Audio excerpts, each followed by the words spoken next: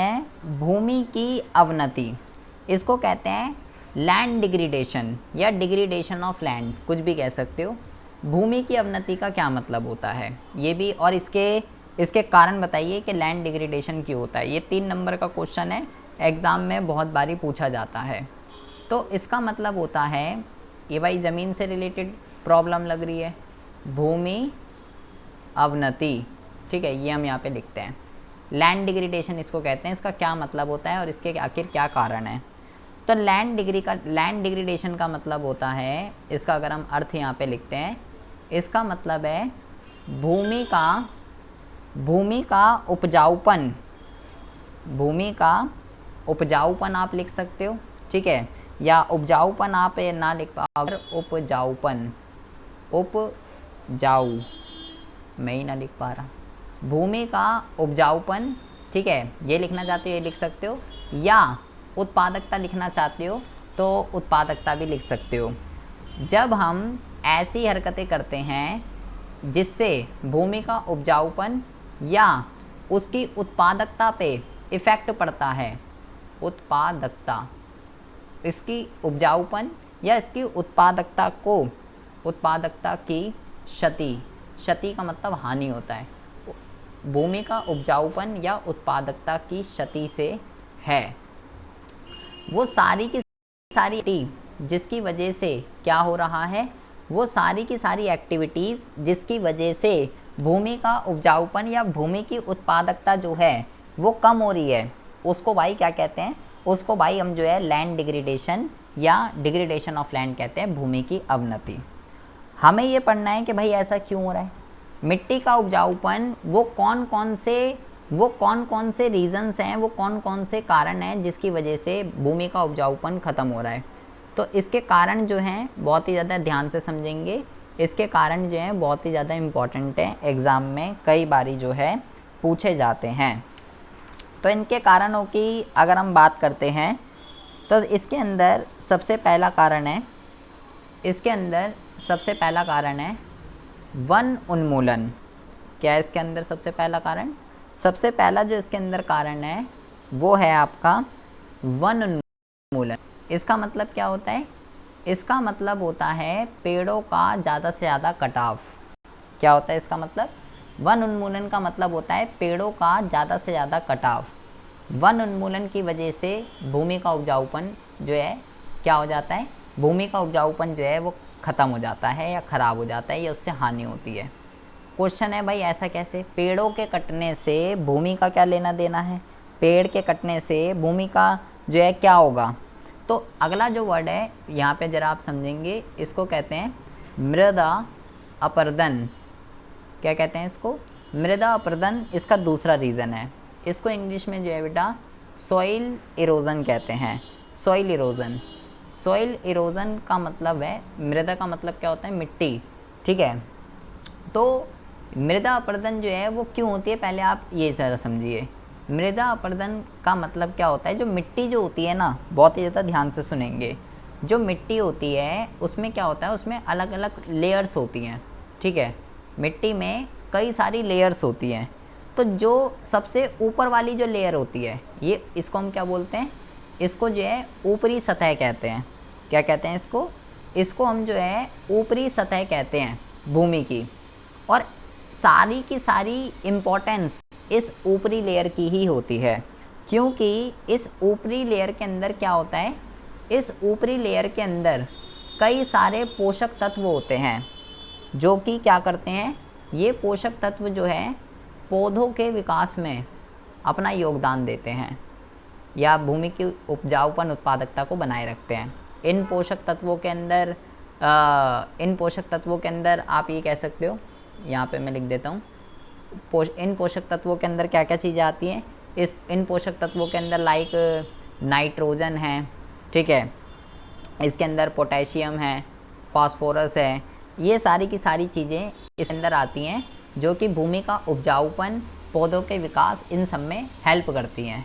लेकिन अगर ये ऊपरी लेयर ही नहीं होगी, आप सोचिए, अगर ये ऊपरी लेयर ही हट जाए तो भाई ये सारे के सारे पोषक तत्व जो इसकी ऊपरी लेयर पे होते हैं, नाइट्रोजन, फास्फोरस, पोटेशियम, ये सब जो है चले जाएंगे, क्योंकि ये सब ऊपरी लेयर में होते हैं, और भूमि का उपजाऊपन, पौधों का विकास वगैरह जो है ये नहीं हो पाएगा। और ये हटते कैसे हैं?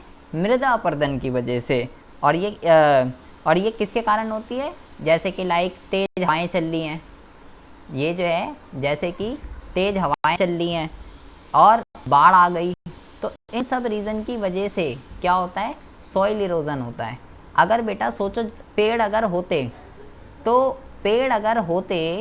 पेड़ क्या करते? अगर जो तेज़ हवाएं चल रही हैं तो उन पेड़ों से क्या होता? हवाओं का प्रेशर थोड़ा कम हो जाता, जिससे कि कम मिट्टी उड़ती, मिट्टी का जो ऊपरी लेयर है वो बना रहता। लेकिन अभी पेड़ ही नहीं है, पेड़ नहीं है तो जो तेज़ हवाएं चल रही हैं इससे मिट्टी की जो ऊपरी लेयर है वो और ज़्यादा ख़राब हो जाती है। अगर पेड़ होते तो वो उसको प्रोटेक्ट करते, लेकिन पेड़ नहीं है तो उससे सॉइल इरोजन और ज़्यादा होता है। तो सबसे पहला जो इसका रीज़न है वो है पेड़ों का ज़्यादा से ज़्यादा कटाव। मैं यहाँ पे लिख देता हूँ, वन उन्मूलन का मतलब पेड़ों का ज़्यादा से ज़्यादा कटाव क्या कहलाता है? पेड़ों का ज़्यादा से ज़्यादा कटाव जो है वन उन्मूलन कहलाता है। मृदा अपरदन की बात करें तो तेज हवाएं और बाढ़ वगैरह जो होते हैं इसको मृदा अपरदन कहते हैं, सॉइल इरोजन। और तीसरा अगर हम बात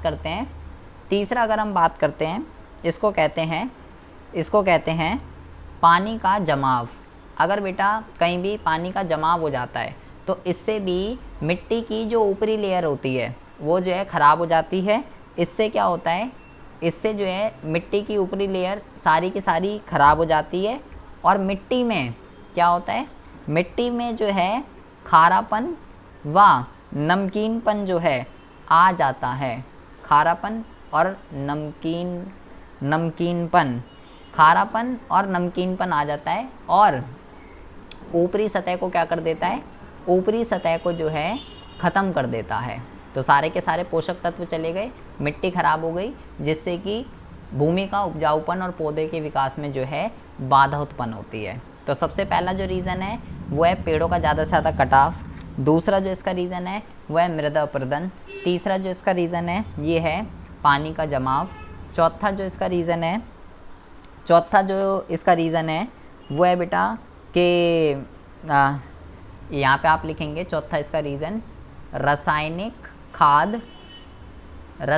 खाद व कीटनाशक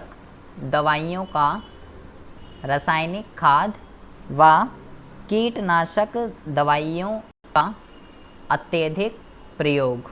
होता क्या है? जब एग्रीकल्चर सेक्टर के अंदर जब किसान रासायनिक खाद, कीटनाशक दवाइयाँ, जब इन सब चीज़ों का जो है बहुत ही ज़्यादा उपयोग करने लगता है, तो बेटा ये सब चीज़ें जब मिट्टी में घुलती हैं, क्या? कीटनाशक दवाइयाँ, रासायनिक खाद, जब ये सब चीज़ें मिट्टी के अंदर घुलती हैं तो मिट्टी में घुलने के बाद फिर वही बात पोषक तत्व ख़त्म कर देती है, और ज़मीन की उपजाऊपन, ज़मीन का जो उत्पादकता है उसको क्या कर देती है? उसको जो है ख़त्म कर देती है।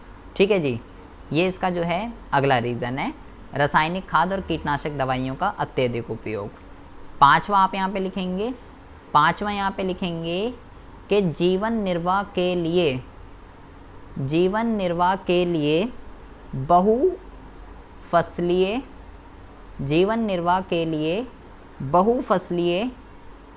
बहुफसलीय कृषि, ये आप लिख देंगे। इसका मतलब क्या होता है कि भाई किसान के लिए कृषि जो है वो जीवन निर्वाह का सोर्स है। ठीक है, तो वो क्या करते हैं, जो छोटे किसान होते हैं एक फसल की बजाय मल्टीपल फसल में डील करते हैं। ठीक है, एक फसल की बजाय मल्टीपल फसल में क्या करते हैं? मल्टीपल फसल के अंदर डील करते हैं, जिससे कि एक फसल हुई काटी दूसरी, एक फसल हुई काटी दूसरी, काटी दूसरी, काटी दूसरी, ज़मीन को बिल्कुल भी ये कह सकते हो रेस्ट जो है नहीं देते। एक ही फसल पे, एक ही ज़मीन पे कई सारी फसल जो है क्या कर देते हैं?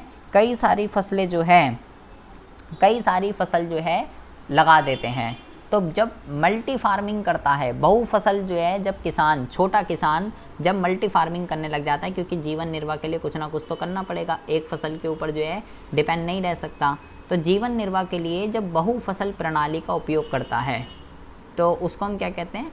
तो इसको आप चाहे तो बहुफसल कृषि लिख लो, या आप इसको अगर बहुफसल प्रणाली अगर आप लिखना चाहते हो तो बहुफसल प्रणाली भी आप जो है इसके अंदर लिख सकते हो। ठीक है जी। इसके अलावा यहाँ पे आप लिख सकते हो भूजल के, अगला आप लिखेंगे भूजल के अत्यधिक प्रयोग से, भूजल के अत्यधिक प्रयोग से जल स्तर क्या होता है, जल स्तर जो है वो घटता है। ठीक है, ये भी आप इसमें लिख सकते हो कि भाई अगर आप पानी का, जल का बहुत ज़्यादा उपयोग करने लग जाओगे तो इससे क्या होगा, जल का जो स्तर है वो कम हो जाएगा। तो बेटा ये बहुत ही इम्पॉर्टेंट क्वेश्चन है, बहुत ही ज़्यादा, इसके बहुत ही ज़्यादा चांस है एग्ज़ाम में आने के। लैंड डिग्रेडेशन इसको कहते हैं। तो लैंड डिग्रेडेशन क्या होता है, इसके क्या रीजंस होते हैं, 3 से 4 नंबर का ये क्वेश्चन है, एग्ज़ाम में बहुत बारी जो है आया हुआ है। मैं आपको ग्लोबल वार्मिंग पढ़ा चुका हूँ, ओजोन डिप्लीशन पढ़ा चुका हूँ, मांग पूर्ति का प्रतिलोभन पढ़ा चुका हूँ, लैंड डिग्रेडेशन पढ़ा चुका हूँ, एनवायरमेंटल क्राइसिस पढ़ा चुका हूँ। ठीक है, एंड पर्यावरण अवनति पढ़ा चुका हूँ। अब हम बात करते हैं, क्या कहते हैं, 2 नंबर का क्वेश्चन है बेटा, एक लास्ट है क्वेश्चन है, ये भी आ सकता है कि वन विनाश क्या है, वन विनाश क्या है, या वन उन्मूलन भी कह सकते हो। ठीक है, वन विनाश भी कह सकते हो आप इसको, या आप इसको जो है वन उन्मूलन ये भी कह सकते हो। वन विनाश या वन उन्मूलन क्या होता है, और इसके 3 कारण बताइए कि आखिर ये क्यों होता है। हाँ, ये आज मैं भेज दूंगा पूरा का पूरा, ये इसी में इसलिए नहीं भेजा था मैंने आज, ये आज मैं इसको सारा हो जाएगा ना इसमें आज पूरा ये। तो सबसे पहले हम बात करते हैं इसके अर्थ की। तो इसका अर्थ मैं अभी ऊपर ही लिखवा चुका, यहाँ पे अभी मैंने लिखवाया था। पेड़ों का ज़्यादा से ज़्यादा कटाव क्या कहलाता है, पेड़ों का ज़्यादा से ज़्यादा कटाव। तो हम यहाँ पे लिख देते हैं पेड़ों का ज़्यादा से ज़्यादा कटाव क्या कहलाता है भाई, पेड़ों का ज़्यादा से ज़्यादा कटाव वन विनाश कहलाता है, वन विनाश कहलाता है। ठीक है जी, या वन, उसको जो है आप वन उन्मूलन भी कह सकते हो, वन विनाश भी कह सकते हो, वन उन्मूलन भी कह सकते हो, कुछ भी कह सकते हो। अब यहाँ पे जो है 3 रीज़न बताने हैं कि आखिर पेड़ों का ज़्यादा से ज़्यादा कटाव जो है वो क्यों हो रहा है, पेड़ों का ज़्यादा से ज़्यादा जो कटाव है वो क्यों हो रहा है, उसके 3 रीज़न बताइए। तो सबसे पहला आप लिखेंगे यहाँ पे नदी घाटी योजना। नदी घाटी योजना का मतलब भाई कोई भी जब भी कोई योजना बनानी होती है, जैसे मान लो जैसे भी मेट्रो है, मेट्रो जैसे बनी तो मेट्रो के लिए बेटा बहुत सारे पेड़ों का कटाव हुआ है, अंधाधुंध पेड़ों का कटाव हुआ है। लेकिन ऐसा नहीं है, मेट्रो ने उनके हर मेट्रो स्टेशन के नीचे आप देखते हो बेटा पेड़ ही पेड़, जितने काटे हैं उससे ज़्यादा लगाए भी हैं बेटा, है ना। तो जब भी कोई योजना बनती है, जैसे ये लिखा हुआ है नदी घाटी योजना, तो भाई नदी वगैरह के लिए कोई भी योजना जब बनती है तो अगर कोई भी पेड़ वगैरह उसके बीच में आ रहे हैं तो भाई उसको काटना पड़ता है। कोई भी प्रोजेक्ट जहाँ पे करना है उसके बीच में अगर पेड़ आ रहे हैं तो भाई वो कटेगा ही कटेगा। जैसे कि इसका एक एग्जांपल है नदी घाटी योजना। दूसरा आप यहाँ पे लिखेंगे जनसंख्या विस्फोटक। क्या लिखेंगे आप यहाँ पे, दूसरा आप यहाँ पे लिखेंगे जनसंख्या विस्फोटक। जनसंख्या में आप ये लिख दीजिए जनसंख्या में विस्फोटक वृद्धि। जनसंख्या के मामले में आपको पता ही है, दूसरे मामले पे आ चुके हैं हम। तो इससे क्या होता है, जनसंख्या में विस्फोटक वृद्धि के कारण हमने पढ़ा है कि ग्रामीण क्षेत्रों के अंदर लोग लकड़ी का यूज़ किस लिए कर रहे हैं बेटा, घरेलू ईंधन के रूप में लकड़ी का यूज़ कर रहे हैं। तो जब जनसंख्या बढ़ेगी तो भाई फिर और ज़्यादा लकड़ी का यूज़ होगा।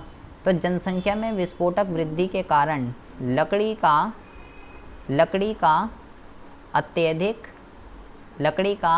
अत्यधिक प्रयोग, ये आप लिखेंगे यहाँ पे। और तीसरा आप यहाँ पे लिखेंगे कि भाई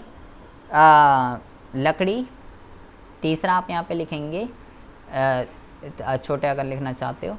तीसरे में आप लिख दीजिए सीधा का सीधा औद्योगिकरण। क्या लिखेंगे? तीसरे में आप लिख दीजिए औद्योगिकरण। औद्योगिकरण का मतलब होता है औद्योगिकरण का मतलब होता है नए नए उद्योगों का ओपन होना। ठीक है जी। तो बेटा जब नए नए उद्योग जो हैं, जब नए नए उद्योग जो है ओपन होते हैं, तो बेटा उद्योगों के अंदर संसाधन चाहिए होते हैं, जैसे कि लाइक लकड़ी है और भी कई सारे पदार्थ हैं जो नेचर हमें देता है और उद्योग उसका यूज़ करता है। तो भाई उससे क्या होगा, अब जब नए नए उद्योग ज़्यादा से ज़्यादा उद्योग खुलेंगे, ठीक है, जब नए नए उद्योग जो है खुलेंगे, तो भाई उससे क्या होगा, उससे जो है इन सब चीज़ों की, संसाधनों की जो मांग है, नए नए उद्योगों का ओपन होने से क्या होगा, नए नए उद्योगों के ओपन होने से संसाधनों की जो मांग है क्या हो जाएगी, संसाधनों की मांग बढ़ जाएगी, जिससे कि यहाँ पे हम लिखते हैं संसाधनों की जो मांग है, संसाधनों की जो मांग है वो आपकी बढ़ जाएगी, और उसकी वजह से क्या होगा, उसकी वजह से जो है नए नए उद्योगों का ओपन होना, संसाधनों की मांग जो है वो बढ़ जाएगी, जिससे कि संसाधनों की कमी हो जाएगी। सिंपल सी बात है। तो भाई लकड़ी वगैरह इन सब चीज़ों की जब डिमांड ज़्यादा हो जाएगी, जब उद्योगों के अंदर लकड़ी वगैरह ज़्यादा यूज़ होगी, तो पेड़ों का अंधाधुंध कटाव होगा। तो बेटा वन विनाश क्या होता है और वन विनाश क्या होता है और वन उन्मूलन एक ही चीज़ होती है। इसका अर्थ आपको लिखना है और इसके कारण जो है आपको यहाँ पे लिखने हैं। ठीक है बेटा, यहाँ पे आपको जो है एक चीज़ और ध्यान रखनी है। ठीक है, इससे रिलेटेड है, वन विनाश और वन उन्मूलन से। ठीक है, इससे रिलेटेड जो है बेटा एक आंदोलन है। ठीक है, आपको ध्यान रखना है, इसके बारे में हम डीप से पढ़ेंगे, जिसका नाम है बेटा चिपको आंदोलन। बेटा इसके बहुत ज़्यादा चांस है एग्ज़ाम में आने के। ठीक है, चिपको आंदोलन। चिपको आंदोलन जो है एक बहुत ही फेमस आंदोलन है पेड़ों के मामले में। हमने छोटी क्लासों के अंदर भी पढ़ा है बेटा इस आंदोलन के बारे में, लेकिन हमें बस इतना पढ़ा है कि इसके बारे में, इसको चिपको क्यों कहते हैं, क्योंकि बेटा लोकेशन है, ये भी याद नहीं आ रहा, मैं बताता हूँ। वहाँ पे लोग पेड़ों को बचाने के लिए, क्या है, पेड़ों को पेड़ों को बचाने के लिए कि अंधाधुंध जो है पेड़ों की कटाई ना हो, तो भाई पेड़ों को बचाने के लिए पेड़ों से लोग जो है खुद ही चिपक गए थे, इसलिए इनको जो है चिपको आंदोलन जो है कहते हैं। तो इसके बारे में हम जो है डीप से चर्चा करेंगे कि इसमें 2 नंबर का आ सकता है कि चिपको आंदोलन क्या था, इस पे जो है एक टिप्पणी लिखी है। तो ये इम्पॉर्टेंट है, इसके बारे में हम भी पढ़ते हैं, इसके लिए कंटेंट निकालना पड़ेगा। तो फिलहाल 2 क्वेश्चन अभी मैंने आपको बताए हैं। आसिफ कुछ कह रहे हो आप? 2 क्वेश्चन मैंने आपको सिर्फ अभी बताए, और बेटा दोनों क्वेश्चन बहुत ही ज़्यादा इंपॉर्टेंट है। पहला है लैंड डिग्रेडेशन और उसके रीज़न। ठीक है, और उत्तराखंड में कह रहे हैं भाई, लोकेशन बता रहे हैं उत्तराखंड में, लेकिन मेरे को भी पता नहीं है। ठीक है, तो हाँ मेरे को उत्तराखंड तो नहीं लग रहा है, मेरे को तो शायद वेस्ट, कहीं वेस्ट का ऐसा कुछ था। देखते हैं, अभी मैं बताता हूँ आपको इसके बारे में। पूरा लिखना है प्रॉपर, 3 नंबर का कंटेंट आपके पास इसमें होना चाहिए। ये क्वेश्चन बहुत टाइम से आ नहीं रहा है। ठीक है, तो इसके चांस हैं आने के, इस टाइप का क्वेश्चन के। और ये दोनों क्वेश्चन इंपॉर्टेंट है जो भी हमने पढ़े हैं। अच्छा जी, ठीक है, अब बात करते हैं बेटा, इसमें एक लास्ट टॉपिक हमारा बचा हुआ है। इस टॉपिक का नाम है कि भाई धारणीय विकास या सतत विकास जो है ये क्या होता है।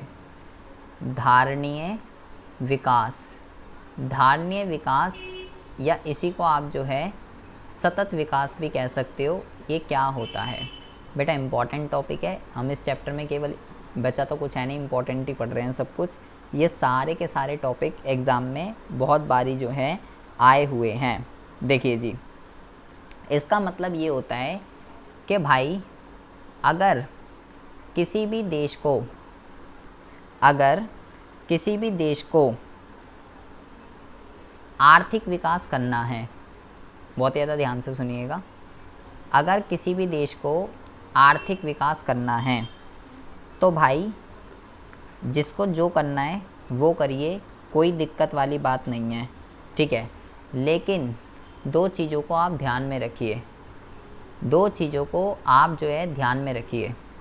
आप जब आर्थिक विकास कर रहे हो देश का, आर्थिक विकास का मतलब लाइक जीडीपी वगैरह को बढ़ाना, जब आप आर्थिक विकास कर रहे हो देश का, तो इससे दो चीज़ों पे इम्पैक्ट नहीं पड़ना चाहिए।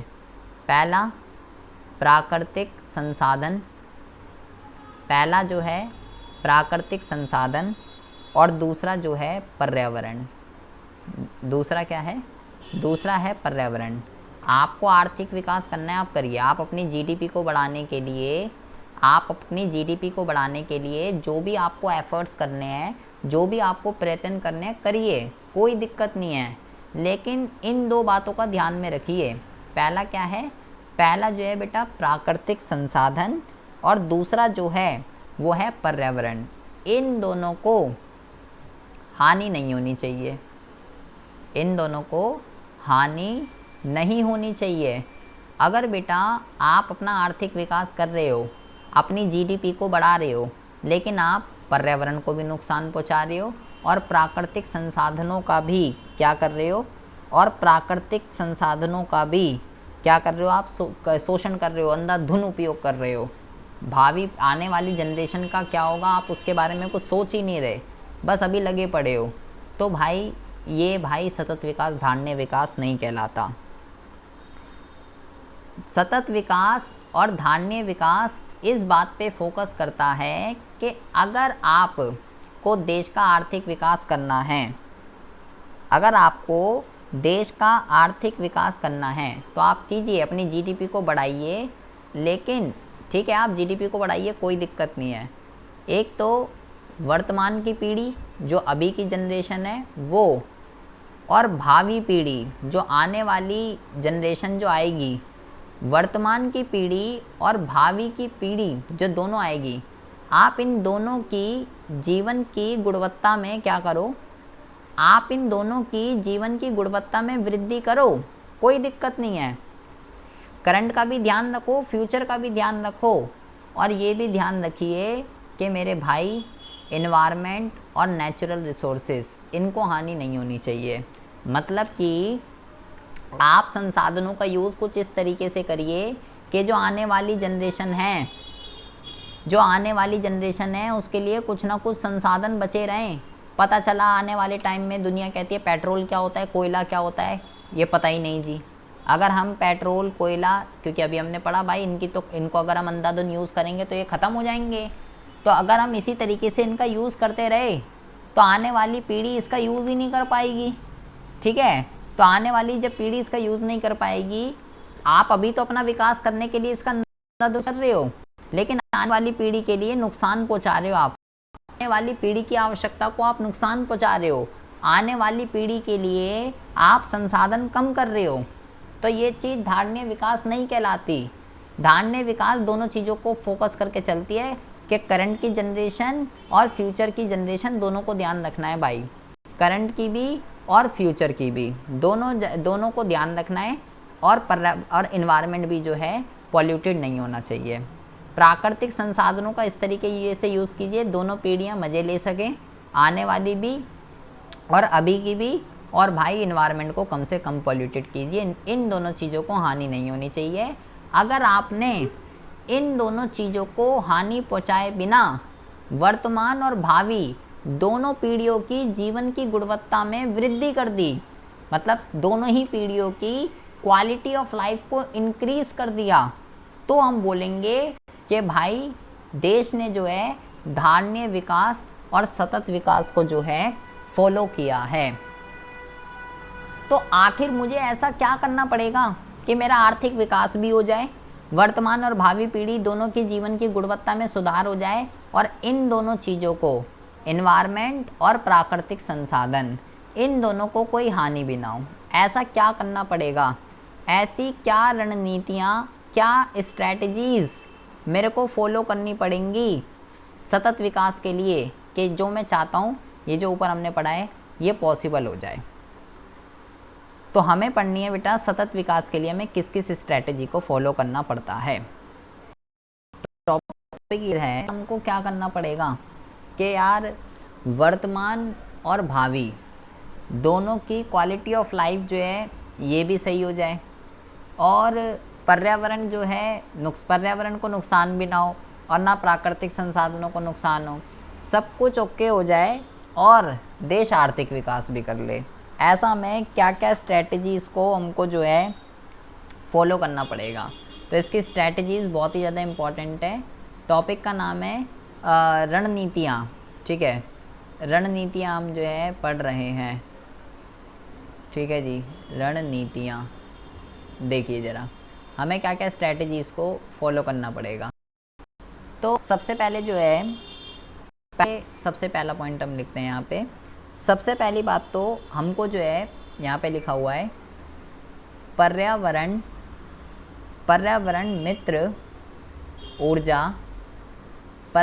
मित्र ऊर्जा स्रोतों का प्रयोग। इसका क्या मतलब होता है? इसका मतलब ये होता है कि भाई हमको जो है ऐसे सोर्सेस का यूज़ करना चाहिए जो एनवायरनमेंट फ्रेंडली होते हैं, जैसे कि एलपीजी और सीएनजी। हमको जो है ये जो एलपीजी ये जो सीएनजी होते हैं ये क्या होते हैं? ये इन्वायरमेंट फ्रेंडली होते हैं, इससे पर्यावरण को कोई भी नुकसान नहीं होता है। तो हमें ये पेट्रोल कोयला इन सब के बजाय हमको क्या करना चाहिए? हमें एलपीजी और सीएनजी इनका जो है यूज़ करना चाहिए ज़्यादा से ज़्यादा। दूसरा हमको क्या करना चाहिए? दूसरा हमको जो है इजी हम पढ़ते हैं। दूसरा हमको जो है यहाँ पे लिखा हुआ है यातायात के सार्वजनिक साधन। इसका क्या मतलब होता है? यातायात के सार्वजनिक साधन, इसका ये मतलब होता है कि भाई आपको कुछ ऐसी व्यवस्था करनी चाहिए कि लोग क्या करें, अपने व्हीकल से ना जाके, जैसे कि मेट्रो जो है वो इसका एक बहुत ही अच्छा एग्जाम्पल है। अगर ज़्यादा से ज़्यादा लोग मेट्रो वगैरह से ट्रैवल करेंगे तो इससे क्या होगा? व्हीकल कम चलेंगे तो भाई ट्रैफिक कम होगा। ट्रैफिक कम होने से भी सबसे अच्छा क्या है? पॉल्यूशन कम होगा, इन्वायरमेंट पॉल्यूटेड नहीं होगा। Air pollution and sound pollution, noise pollution सब कुछ क्या है? नहीं होगा अगर ज़्यादा से ज़्यादा बंदे मेट्रो से ट्रैवल करने जाएंगे। तो हमें ऐसा कुछ करना चाहिए कि सार्वजनिक साधन जो हैं ऐसे कुछ सिस्टम बने। प्लस हमें जो है जैविक कृषि की ओर क्या करना चाहिए? जैविक कृषि की ओर स्थानांतरण जो है करना चाहिए। बेटा जैविक कृषि क्या होती है?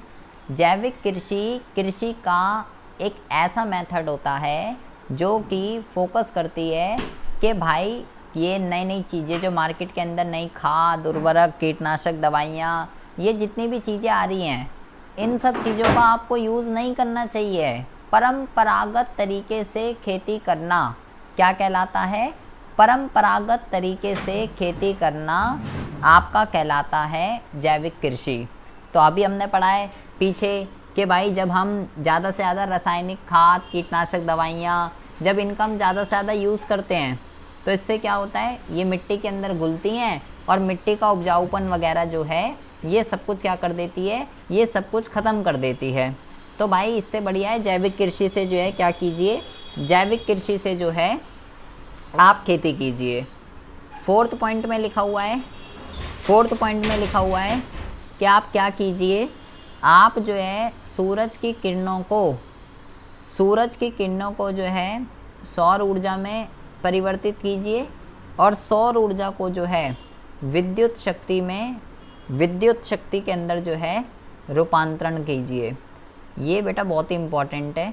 ठीक है, हमें क्या करना चाहिए? अभी तो हम बेसिकली जो बिजली बनाते हैं वो बेटा पानी, कोयला इन सब से जो है बिजली बनाते हैं अभी हम, लेकिन हमें एक और मेथड होता है बिजली को बनाने का, जो सूरज से जो किरणें आ रही हैं अगर हम उसको सौर ऊर्जा में कन्वर्ट कर दें और सौर ऊर्जा को फिर जो है इलेक्ट्रिसिटी में कन्वर्ट कर दें तो बेटा हम जो है ये कह सकते हो बहुत ही बड़ी अचीवमेंट हासिल कर लेंगे, क्योंकि सूरज से आने वाली किरणें बेटा कभी भी ख़त्म नहीं होंगी, है ना? कोई दिक्कत परेशानी नहीं है। हमें ये पानी, कोयला, इन सब संसाधनों की बचत होगी बेटा।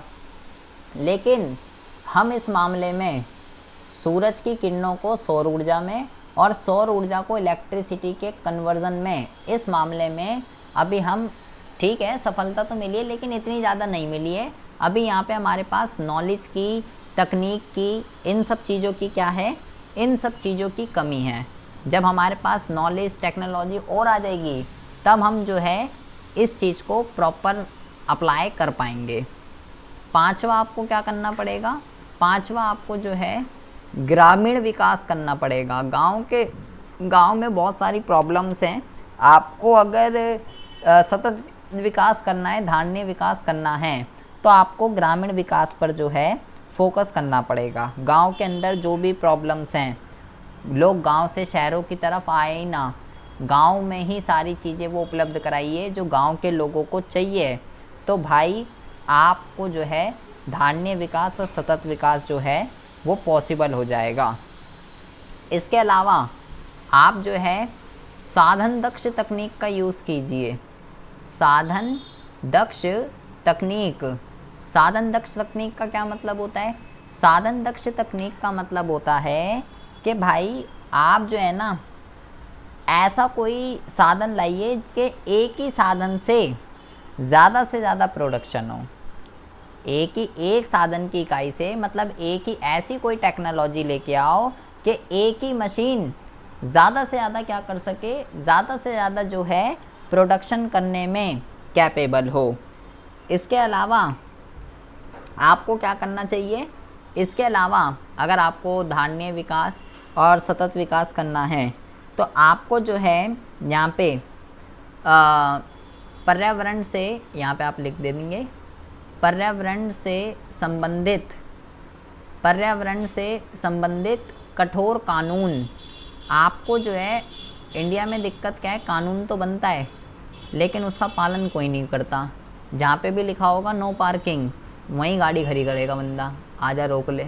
जहाँ लिखा होगा यहाँ कूड़ा डालना मना है, वहीं डालेगा भाई तो कूड़ा, करके दिखा जो करेगा। जहाँ लिखेगा यहाँ मूतना मना है, वहीं करेगा भाई तो भारत के अंदर क्या है, जहाँ चीज़ लिखी होती है ना कि ये यहाँ नहीं करनी, वही होती है वहीं पे। तो भाई कानून तो बनते हैं लेकिन इंडिया के अंदर वो चीज़ अप्लाई नहीं होती। तो भाई कोई ऐसे कानून लाइए जिनका कठोरता से पालन हो सके, ठीक है। तो भाई अगर आपको धारणीय विकास को अचीव करना है तो आपको एलपीजी सीएनजी को अपना फ्रेंड बनाइए, कोयला पेट्रोल को छोड़ दीजिए, मेट्रो जैसे ट्रांसपोर्टेशन के साधन को यूज़ कीजिए, जैविक कृषि की तरफ ध्यान दीजिए। इस पे बहुत ही ज़्यादा अप्लाई कीजिए कि आप सूरज की किरणों को सौर ऊर्जा में और सौर ऊर्जा को कैसे इलेक्ट्रिसिटी में कन्वर्ट कर सकते हैं। गांव के लोगों को जो प्रॉब्लम्स आ रही हैं, ग्रामीण विकास पे फोकस कीजिए। ऐसे साधन लेकर आइए जो कि साधन दक्ष तकनीक है, एक ही साधन ज़्यादा से ज़्यादा उत्पादन कर सके। और पर्यावरण से संबंधित कठोर कानून को लेकर आइए जिसको लोग जो हैं क्या कर सकें, जिसको लोग जो है अप्लाई कर सके, ठीक है जी। यहाँ पे जो है अगर बेटा हम इसकी विशेषताएं आ जाएं, इसकी विशेषताएं भी आ सकती हैं। तो अगर इसकी विशेषताएं आ जाती हैं तो बहुत ही ज़्यादा आसान है बेटा, आप इसकी विशेषताएं पढ़ चुके। दो बातों पे फोकस करता है ये, दो सबसे इम्पॉर्टेंट। पहला जो है बेटा प्रदूषण जो है ना हो, सबसे पहला, सबसे मोस्ट इम्पॉर्टेंट। सतत विकास किस चीज़ पे फोकस करता है, प्रदूषण नहीं होना चाहिए भाई, एनवायरनमेंट पॉल्यूटेड नहीं होना चाहिए। और जितने भी प्राकृतिक संसाधन हैं, जितने भी प्राकृतिक संसाधन हैं उसको यूज़ करो, ठीक है, लेकिन ऐसा नहीं कि भावी पीढ़ी के लिए कुछ बचे ही ना। तो प्राकृतिक संसाधनों का विचार पूर्वक प्रयोग आपको करना चाहिए, सोच समझ के। तो इन दोनों पे तो फोकस करता ही करता है ये, ठीक है। एंड एक आप और लिख सकते हो, तीसरा, तीन विशेषताएं तो याद रखनी है इसकी। यहाँ पे आप लिख दीजिए जीडीपी तथा जीडीपी में दीर्घकालीन वृद्धि लिख दो, जीडीपी में दीर्घकालीन वृद्धि। तीनों बातें जो हैं अर्थ से ही निकाली हैं कि अगर मेरे को आर्थिक विकास करना है या दीर्घकाल में आर्थिक विकास, इस पॉइंट को आप ऐसे भी लिख सकते हो, दीर्घकाल में क्या करना, दीर्घकाल में जो है आर्थिक विकास करना। तीनों बातें मैंने अर्थ से ही निकाली हैं, इसकी विशेषताएं। पर्यावरण को पॉल्यूटेड ना करना एंड प्राकृतिक संसाधनों का सोच समझ के यूज़ करना, अवशोषण ना करना, और दीर्घकाल में आर्थिक विकास करना या दीर्घकाल में जीडीपी को बढ़ाना। विशेषताएं वैसे तो आती नहीं है, लेकिन अगर आ जाएं तो आप सोच लो मैं तो पढ़ा ही नहीं, मैं तो रणनीतियाँ पढ़ के आया था और आ गई विशेषता, तो ये आप यहाँ पे पढ़ सकते हो। अब इसके अंदर बेटा कोई भी ऐसा टॉपिक नहीं है जो इसके अंदर बहुत ही ज़्यादा इम्पॉर्टेंट है और आपने जो है वो टॉपिक नहीं पढ़ा। इसका स्क्रीनशॉट ले लीजिए, ठीक है, इसका स्क्रीनशॉट ले लीजिए, क्योंकि क्या कहते हैं, ये अभी इरेज हो जाएगा, ये वाइट बोर्ड पे मैं पढ़ा रहा हूँ, ठीक है, ये शीट पे नहीं है, इसका ले लीजिए बस। बाकी जो हमने शीट पे सारा पढ़ा है वो जो है आपको सारा का सारा मिल जाएगा, वो शीट मैं आपको भेज दूँगा। तो ये आपका चैप्टर ख़त्म हो चुका है। एक चैप्टर इसमें और रह गया है, भारत, पाकिस्तान और चीन का, ये हम जो है कल पढ़ लेंगे। उसके बाद जो है आपका डाउट, पहले डाउट क्लास रखेंगे, जितने भी आपके डाउट है, किसी भी चैप्टर में आपका डाउट है, कोई भी बुक है, समष्टि हो, भारतीय अर्थव्यवस्था हो, कोई भी हो, थ्योरी हो, न्यूमेरिकल हो, टर्म 2 का, दुनिया का कोई भी क्वेश्चन हो, टर्म 2 का जो आपके सिलेबस में आ रहा है उससे रिलेटेड कोई भी क्वेश्चन है, आपका वाई नहीं निकल रहा, डेल्टा वाई नहीं निकल रहा, डेल्टा सी नहीं निकल रहा, एमपीसी, एमपीएस, आय विधि समझ नहीं आ रही, व्यय विधि समझ नहीं आ रही, निवेश गुणक नहीं निकल रहा, या जो है न्यून मांग नहीं समझ आ रहा, अधिमांग का ग्राफ नहीं बन रहा, कोई भी क्वेश्चन है, पहले हम भारत पाकिस्तान वाले चैप्टर पढ़ने के बाद एक डाउट क्लास रखेंगे पहले, उसके बाद जो है अगले फिर देखेंगे कि क्या करना है और क्या नहीं करना है।